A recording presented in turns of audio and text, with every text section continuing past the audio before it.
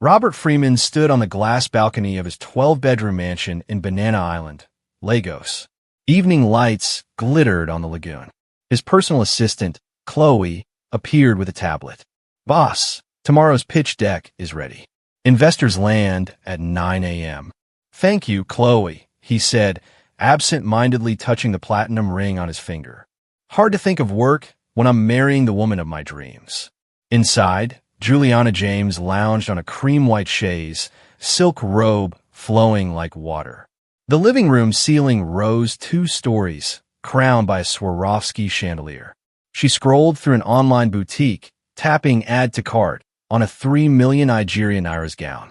Robert entered, eyes glowing. "Planning another surprise for the engagement shoot?" "Just keeping up appearances," Juliana laughed, kissing his cheek. "The king's queen must sparkle." The next afternoon, reporters gathered at the driveway fountain. Cameras flashed as Robert opened the passenger door of his midnight blue Bentley. Juliana stepped out in a ruby dress. Gasps followed. Susan Freeman descended the front steps, elegant in a simple navy buba and iro. Her silver hair framed alert eyes. She hugged her son first. "Mom, meet my future wife," officially, Robert said. Susan offered Juliana a warm smile that didn't quite reach her eyes. "Welcome, my dear.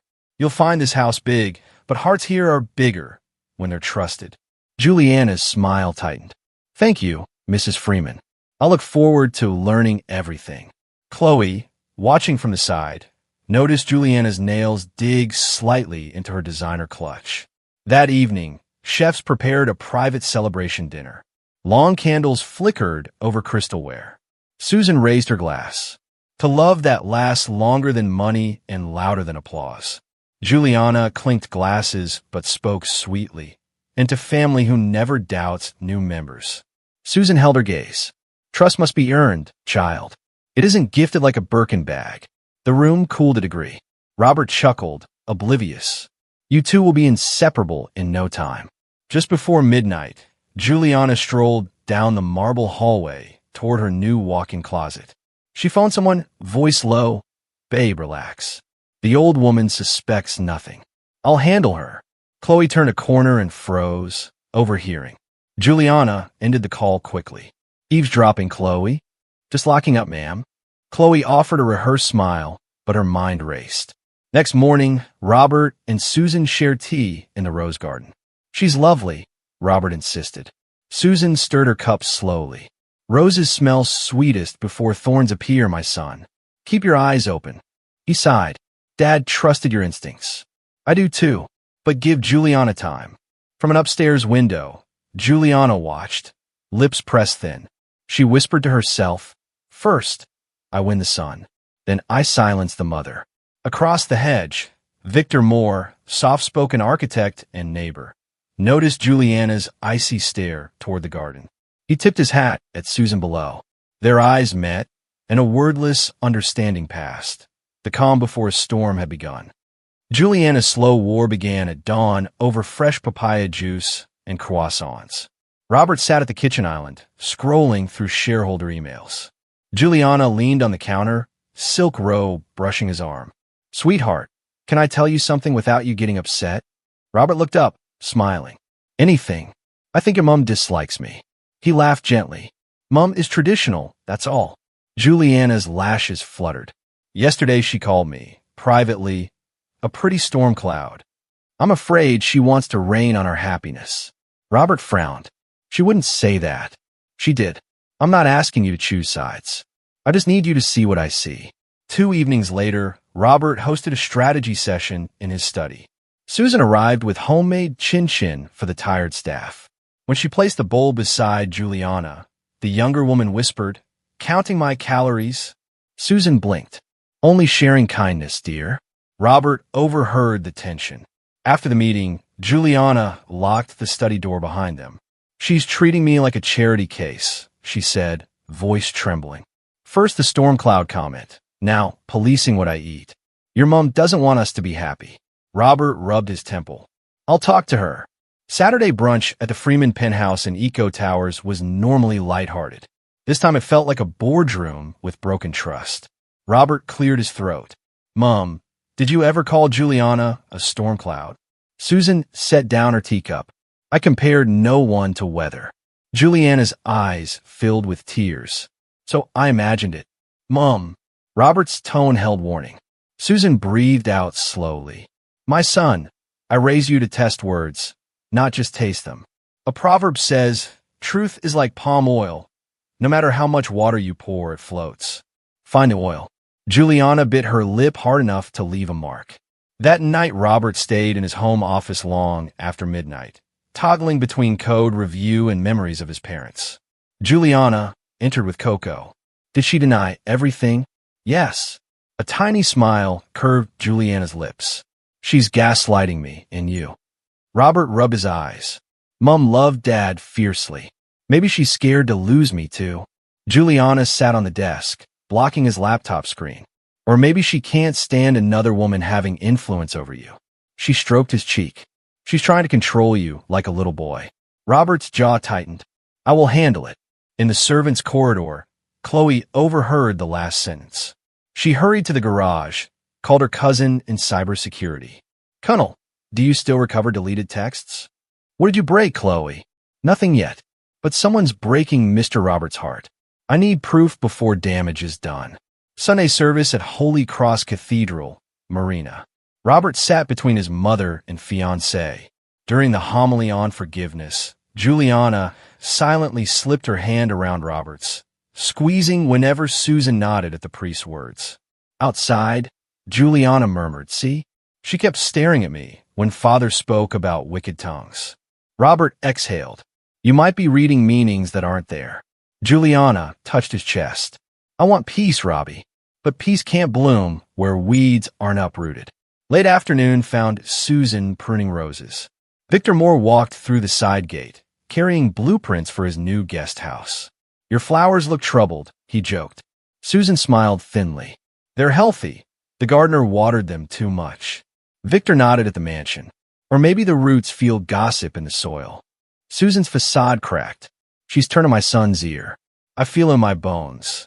Then speak plainly. He must see the truth himself. If I push too hard, love will blind him further. Victor offered an umbrella of reassurance. Storms reveal weak roofs. Let the weather test them. Dinner in the formal dining room. Only 4 seats were laid instead of 8. Robert noticed. Mom, why is the table small tonight? Susan answered, intimacy sharpens taste. Halfway through pepper soup, Juliana dabbed her eyes with a napkin.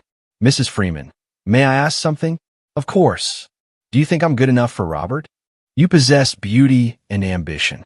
Worthiness grows from honesty. Juliana's voice quivered. So you doubt my honesty? Susan put down her spoon. I doubt any love that empties my son's peace instead of filling it. Robert's spoon clattered. Mom, enough.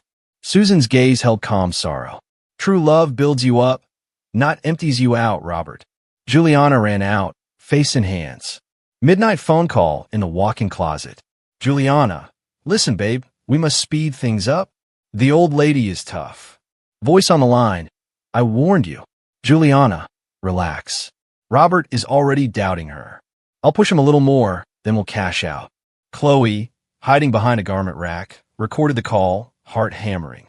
Monday morning, Robert found Susan in the library, polishing a framed photo of his late father. He hesitated. Mom, did Dad ever struggle between you and Grandma? She smiled gently. Your grandmother doubted me too, until truth outlived suspicion. I love Juliana. Love with your eyes open. That's all I ask. She handed him a dusty leather journal, his father's. Read page 42 tonight. In the office tower, Juliana appeared with fresh pastries. I booked us a weekend in Seychelles.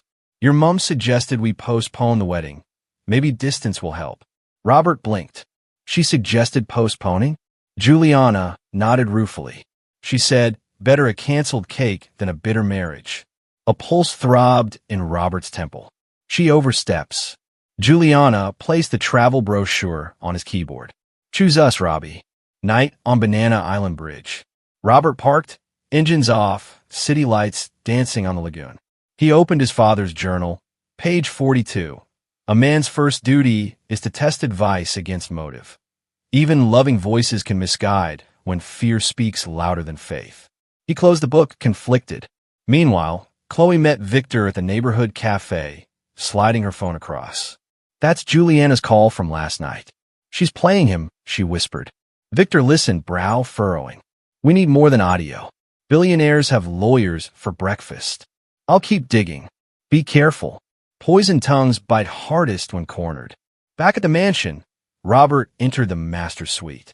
Juliana sat by the vanity, emerald earrings shimmering. I told Mom we're keeping the wedding date, he said. Juliana wrapped her arms around his waist. Thank you, my king. But Robert's embrace felt stiff. Somewhere inside, a seed of doubt sprouted, small, yet alive. Upstairs in her room, Susan knelt in prayer, the journal beside a flickering candle. Lord, she whispered, open my son's eyes before swords of lies cut what love built. Outside, thunder rolled across the Lego sky, as if heaven itself prepared to test every roof in Freeman Estate. Susan Freeman stepped out of the ride-hailing car, clutching a thermos of steaming egusi soup and a small walnut box tied with a faded blue ribbon. The Banana Island sky hung low with heavy clouds, but she smiled at the guard on duty anyway. Good afternoon, AO. I'm here to drop something for my son. The guard checked his tablet. Madam, Mr. Robert is in Abuja, but Miss Juliana is home. Let me call. Seconds later, the gate screen flickered to life. Juliana's perfectly made-up face filled the frame. Open, she ordered AO, then faced the camera. What do you want, Mrs. Freeman? Susan lifted the thermos. Just a little comfort for Robert, and a keepsake from his father. Juliana's lips curved, but the warmth never reached her eyes. He doesn't need your village drama today. Before Susan could reply, the screen went black. Metal clanked. AO swallowed hard. Madam, she says you're not to enter. Susan breathed slowly. All right, may I leave these with you? Juliana's voice suddenly echoed from a rooftop speaker. No gifts, no soup, no guilt trips. Take your crocodile tears back to wherever you came from. Thunder grumbled overhead. A first splash of rain dotted Susan's head tie. She straightened her shoulders. Tell my son I brought his father's compass, she told AO softly. He'll understand. The guard nodded, eyes sad, but the intercom barked again. AO, if you touch her things, you're fired. The clouds broke. Rain sheeted down, turning the cobblestone lane into glass. Susan wrapped her shawl tighter, shielding the box, and stepped away so the guard wouldn't lose his job. The nearest bus stop lay nearly a kilometer outside the estate. Her shoes were soaked within moments. Halfway to the intersection, she faltered, blinking through water and windshield glare. Headlights sliced the curtain of rain. A charcoal gray Lexus glided beside her. The window hummed down to reveal Victor Moore, his dreadlocks tied back, concern etching his brow. Mrs. Freeman, get in, please. I'm all right, she insisted, even as her teeth chattered. The soup thermos slipped. Victor caught it through the window like a goalkeeper. With respect, ma'am, you are decidedly not all right. He jumped out, umbrella snapping open. Cool rain peppered his blazer while he ushered her into the passenger seat, then jogged around to the driver's side. Inside, warmth and soft Afro-soul music wrapped Susan like a blanket. Water dripped from her scarf onto the leather, but Victor handed her a fresh towel from the back seat. Thank you, my son. He started the wipers. What happened? She hesitated, then let the words spill. Juliana barred me from seeing Robert's things. Said I was sucking money from him. Her voice shook more from heartbreak than cold. I only wanted him to have his father's compass. Benjamin carried it the day he closed his first funding round. Victor's jaw tightened. Robert must hear this. I'll call now. Thousands of kilometers away, Robert was wrapping up a conference dinner when his phone buzzed. Seeing Victor's name, he excused himself to the lobby. Victor? Everything okay? Not exactly. Your mother's in my car, drenched. Juliana locked her out. What? The lobby chandelier blurred. Why was Mum there? She brought homemade soup and something from your dad. Robert's pulse pounded. Put her on, please. Victor passed over the phone. Susan's voice was faint. Robbie, forgive me for disturbing your trip. I never meant. Mom, stop. Are you safe? I'm fine. Just wet. He closed his eyes, fury and confusion wrestling in his stomach. I'll be on the next flight. Susan tried to protest, but he had already signaled to his assistant to reschedule the investor's breakfast. Back in Lagos, Victor pulled into his minimalist duplex. He helped Susan inside, draped her shawl on a radiator, and poured ginger tea. Your home is lovely, she said, fingers warming around the mug. My work keeps me traveling, so I keep the space simple, he replied. Simplicity shows truth. Susan nodded, studying him. You speak like my late husband. A faint smile touched Victor's lips. Benjamin Freeman gave me my first internship. He said, use your hands, use your head, but never lose your heart. I've tried. Tears welled in Susan's eyes, mixing with rainwater. He would have been proud. Victor's phone vibrated. Robert texted, boarding at 8 p.m., tell Mom I love her. Victor showed her the message. Relief softened her face, but worry lingered. Juliana is clever, she murmured, and hurt people can hurt others. But lies in the dark still fear the dawn. Victor leaned forward. When Robert arrives, will you tell him everything? I will tell him facts, she answered. The rest he must see with his own eyes. Meanwhile, the mansion lights glowed against the storm. Juliana strolled through the grand hall, silk robe trailing, a glass of imported rose in hand. Thunder cracked, but she felt only triumph. Susan Freeman, queen of subtleties, had finally been humbled at the gate. She tapped an encrypted chat on her phone. Phase 1 complete. Old woman humiliated. He'll cling to me harder now. A reply popped up instantly. Good. Keep pressure. We cash out soon. Behind the staircase, Chloe listened, phone recorder running again. Her heart raced as she texted Victor. I have more proof. Voice and screenshots. When Mr. Robert lands, we need to meet. In Victor's living room, rain still drummed on the wide windows. Susan unwrapped the small walnut box and opened it carefully. Inside lay a brass compass, its glass scratched from decades of use. The needle quivered, always pointing north. She turned it over, for words were engraved on the back. Find your true course. She brushed the letters as though they were her late husband's cheek. Victor watched respectfully. Beautiful. It guided Benjamin across many storms, she whispered. Maybe it will guide Robert through this one. Outside, the rain began to ease, leaving the city streets slick and shining beneath street lamps. Somewhere in the quiet, a generator hummed back to life. Susan exhaled, hope stirring inside her chest. Across the ocean of sky, Robert sat on the plane, fists clenched. Memories of Juliana's sweetness warred with flashes of her cold stares. His mother, standing in the rain, haunted him. He opened his laptop and found the security app Chloe had recommended. For the first time, he typed Juliana into the monitoring log. The screen asked, do you wish to search archived footage? He hovered, then clicked yes. In Lagos, the storm moved offshore, leaving Banana Island smelling of wet earth and sea salt. Victor opened the guest room door. Fresh pajamas on the bed, Mrs. Freeman. Breakfast tomorrow whenever you wake. She gave him a weary smile. You are a blessing, Victor Moore. He hesitated. Benjamin, bless me first. This is simply interest returned. Susan placed the compass on the bedside table. Then let the interest keep growing.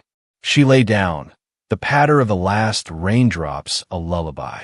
In the soft dark she prayed, guide my son, Lord.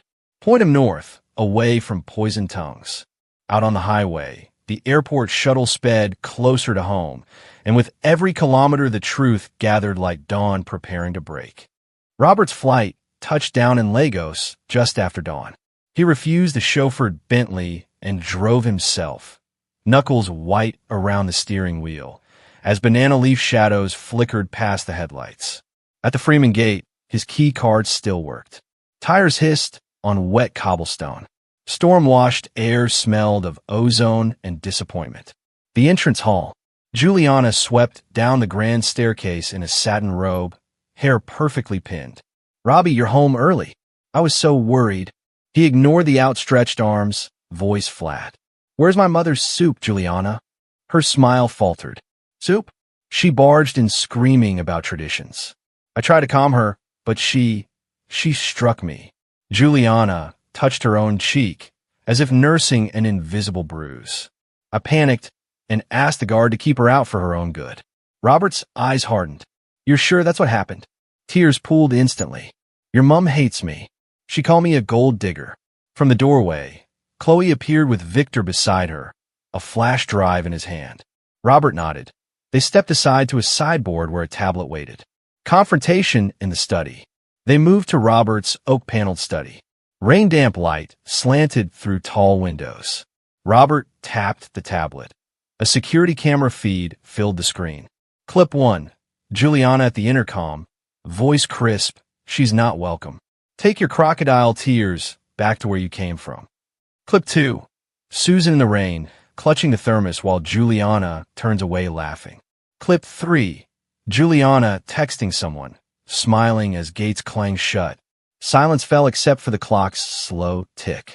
Juliana's tears dried instantly, her shoulders squared. You were spying on me? I was protecting the woman who gave me life, Robert replied, and myself from lies. She scoffed. So the old widow has poisoned you against me, after all we've shared?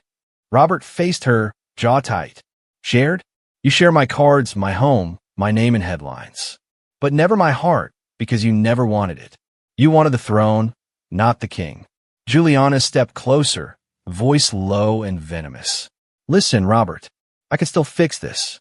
Tell the media your mother misunderstood. We marry quietly. Your valuation rises when the world sees your beautiful fiancé. My valuation? He laughed once, hollow. Money is the only language you speak. Juliana's tone sharpened. Don't be naive. Investors love a fairy tale wedding. Pull this stunt and watch your stock sink. Robert's reply was calm. I see. Let's sink. Better broke with truth than rich with treachery. The final cut. He pressed another icon. Audio played. Juliana on the phone the previous night. Phase 1 complete. Old woman humiliated. He'll cling to me harder now. We cash out soon. Juliana's face drained of color. You invaded my privacy. Robert shook his head. You invaded my family. He opened a drawer, removed the velvet ring box, and set it on the table between them. We're done. The wedding is canceled. She lunged, grabbing the box. You can't humiliate me. I built my followers on this engagement. I invested. Robert raised an eyebrow. Return on investment? Here it is. He tapped a button on his phone. The household account froze. Cards disabled. Staff instructed to pack your belongings. Juliana slammed the ring box down, diamond rattling. You'll regret this. The tabloids. The tabloids will see the same footage I did if you tell a single lie. Robert's voice never rose, but the finality in it cut deeper than a shout. Leave my house. Ejection. Chloe escorted security guards in. One carried Juliana's designer luggage. The guards waited politely, eyes averted. Juliana spun on Chloe. You little spy. Chloe met her glare. I serve integrity, not greed. Victor opened the double doors. Morning sun painted the foyer gold. Juliana hesitated, then swept past, chin high but hands trembling. Paparazzi lenses clicked beyond the gate as the guards loaded her bags into a waiting cab. She climbed in without a backward glance. Mother and son. Minutes later, Robert's SUV rolled toward Victor's duplex. He entered quietly. Susan was at the kitchen table, sipping ginger tea. She rose, worry etched on her face. He crossed the room in 3 strides and hugged her, head on her shoulder. I'm sorry I doubted you, Mom. She stroked his hair. Love makes us hope, and hope sometimes blinds. You see clearly now. He handed her the walnut box. Dad's compass belongs with you until I earn the right to keep it. Susan opened it, tears shining. You just earned that right, my son. Closing the mansion chapter. Back at the mansion, Robert and Chloe walked through rooms where Juliana's presence had lingered. The closet with empty silk hangers, the vanity missing perfume bottles, the grand piano lid closed. Chloe spoke softly. I'll notify the staff. We'll scrub all access codes. Robert nodded, gaze lingering on a wedding planning binder left on the sofa. He closed it and said, from now on, the only people who stay are those who add peace, not subtract it. A quiet sunset. Evening settled over Banana Island. Robert and Susan strolled the rose garden where they once sipped tea. Victor joined them, hands in pockets. Robert inhaled the scent of wet earth. Juliana tried to tear down the only real love I've ever known, he said, voice steady. She failed. Susan slipped her arm through his. Because real love has roots, not price tags. Victor glanced at the horizon. Storms passed. Time to rebuild. The compass in Robert's palm glinted in the last light, needle pointing true north, as if Benjamin Freeman himself whispered, "Stay the course." The next morning the internet erupted. A paparazzo's shaky phone clip raced across every platform with the tag #Juliana Unmasked. In the 10-second video, Juliana, eyes red, mascara streaked, dragged 3 glittering suitcases to the curb outside the Freeman gates. Rain-soaked hair clung to her cheeks. One designer heel had snapped, so she limped barefoot on the wet pavement. Between angry sobs, she shouted at the cameras, "Get that light out of my face," and then tried to slam the cab door, only to find the driver had already sped away without her. Millions watched, replayed, and reposted. Comments poured in. She came for billions, left barefoot. Gold digger? More like fool's gold. Protect African mums at all costs. While memes multiplied, Robert stayed silent online. He had learned that healing grows better in private soil. Late that afternoon, Robert guided his mother through the estate gardens. The air smelled of hibiscus after rain, and birds dotted the mango trees like bright ornaments. Susan's shawl fluttered around her shoulders. "Mum," he began, voice steady but soft, "I nearly lost myself, and I nearly lost you. I won't let that happen again." He stopped beside a fenced-off plot near the lagoon front. Workers had staked out foundation lines. An architect's sketchboard leaned against a palm. It showed a single-story cottage with wide verandas, flowering trellises, and tall windows that faced the water. Susan gasped. "Robert, what is this?" "Your own cottage," he said, smiling with gentle pride. "Close enough that I can bring you tea every day, far enough that you can read in peace." Tears glimmered in Susan's eyes. "You don't need to buy forgiveness, my son. You already have it." He squeezed her hands. "It isn't payment. It's gratitude. Dad's compass reminded me. Protect true north. You are my true north." Weeks passed, and a lot filled with structure. Lumber scents mixed with salty breeze. Victor, quiet architect of clean lines and calm words, oversaw daily progress. He showed Susan sample tiles, asking which shade of earth reminded her of her childhood village. She picked clay red. His smile deepened the creases around his eyes. One sunny morning, Victor caught Susan studying an unfinished archway. "Does the curve feel right?" he asked. She traced the outline with her fingertips. "It feels like welcome, not prison." "That's right. That was the goal," Victor replied. "A doorway should invite stories to pass through." They shared a light laugh. Robert, watching from a distance, nudged Chloe and whispered, "See that? Mom hasn't laughed like that in months." Chloe grinned. Good architecture heals more than walls. Not far away, Juliana's name kept trending, but now the tone was colder. A former boyfriend posted screenshots proving she had borrowed money with promises of Freeman wealth. Boutique owners demanded unpaid bills. Sponsors pulled advertising deals. Each revelation added nails to the coffin of her public image. Yet Robert released no statement. Silence was his clean break. In private, he focused on rebuilding.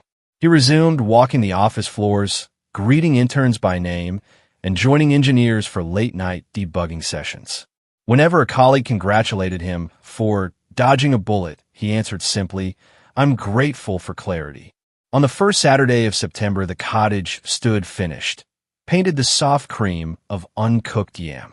Bougainvillea vines already climbed the porch posts, eager for sunlight.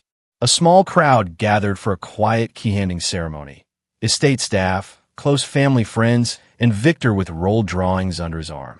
Robert cleared his throat. "Mum, Dad taught me that a house is only safe when love frames every beam. You framed me, so I built this frame for you." He offered her a brass key shaped like a compass arrow. Susan accepted it with both hands. And I will keep its doors open to love, always. She turned to Victor, and to the architect who read my heart. Victor inclined his head. It was easy reading. Every line said kindness. Laughter rippled through the group. Chloe captured photos on her tablet, already picturing tomorrow's joyful staff newsletter. That evening, Susan unpacked in her new sitting room. Shelf of devotionals here, rocking chair by the window there. Outside, the lagoon shimmered silver under a half moon. A gentle knock sounded. "Come in, Robbie." But the door opened to reveal Victor holding a woven tray, 2 mugs of Zobo tea, and a plate of warm plantain chips. "Thought you might not have unpacked the kettle yet," he said. Susan chuckled. "Mind reader." They sat on the veranda. Crickets sang. Distant nightlife murmured. Victor sipped. "I'll leave for Ghana next month, site visit. When I return, perhaps I could steal an afternoon to hear stories about Benjamin. Every project teaches me, but your husband seems to have taught many." Her eyes softened. "I would share gladly." Benjamin believed good stories outlast buildings. "In that case," Victor said, tapping his mug to hers, "let's start building stories." A comfortable silence followed, the kind that needs no filling. Across the lawn, the mansion lights glowed. Robert stood at an upstairs window with Chloe reviewing quarterly metrics. He paused, noticing the 2 silhouettes on the cottage porch. "Victor brings calm," he observed. "Your mum deserves calm," Chloe replied. Then she added, mischievous grin showing, "maybe more than calm." Robert laughed, a deep, relieved laugh. "We shall see. I trust her compass." Days turned into a fresh rhythm. Each sunrise, Robert jogged the inner path and waved at Susan watering lavender beds outside her door. Construction teams left, replaced by gardeners planting frangipani. Susan and Victor took evening walks discussing everything from Yoruba proverbs to sustainable roofing. Sometimes their shoulders brushed, and neither apologized. One Friday, Susan stopped outside the main house library where Robert reviewed legal mail. "Son, may I borrow your car tomorrow? Victor wants to show me an art exhibit in Ikoyi." Robert pretended to ponder. "Will my car be safe with this mysterious architect?" "She'll be safer than your heart used to be," Susan teased, winking. They both laughed, a shared freedom in the sound. Meanwhile, social media finally moved on. A new scandal replaced Juliana's name in trending charts. She faded into footnotes of cautionary think pieces about greed. One notable influencer tweeted, "Beware the price tag that costs your character." Robert bookmarked it, not to gloat, but to remember. Several weeks later, Susan hosted a small house blessing supper. Victor arrived with a carved ebony frame holding a photo of Benjamin, Susan, and young Robert fishing on Tarqua bait decades earlier. "I asked Chloe to find it in your archives," he explained. "Every house needs a memory to guard the door." Susan's eyes shimmered as she placed the frame on the mantel.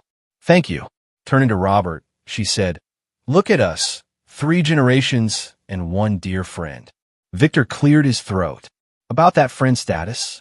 I hope to remain, perhaps, even after new projects take me overseas." Susan rested a gentle hand on his arm. "The cottage key works for friends, too." When the guests departed, Robert lingered behind. Moonbeams striped the polished floor. "Mum, you look happier," he said.